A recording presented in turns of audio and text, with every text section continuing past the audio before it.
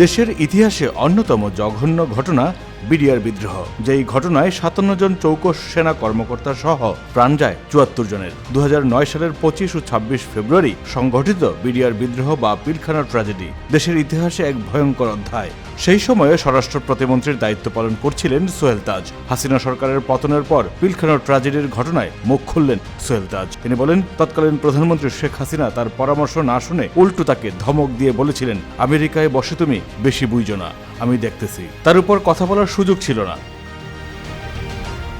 পিলখানা ট্র্যাজেডিকে পরিকল্পিত হত্যাকাণ্ড বলে মনে করেন অনেকে। ওই ঘটনার পেছনে অন্যদের সঙ্গে তৎকালীন স্বরাষ্ট্র প্রতিমন্ত্রী তানজিম আহমেদ সোহেল তাজের ভূমিকা নিয়েও প্রশ্ন উঠেছিল। ঘটনার সময় যুক্তরাষ্ট্রে অবস্থান করা সোহেল তাজের দিকে অভিযোগের তীরও ছড়েছেন অনেকে।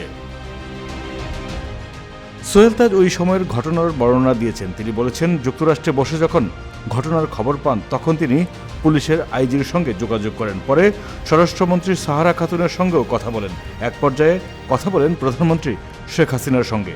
তৎকালীন প্রধানমন্ত্রী তার পরামর্শ না শুনে তাকে ধমক দিয়ে বলেছিলেন, আমেরিকায় বসে তুমি বেশি বুঝো না, আমি দেখতেছি বিষয়টা।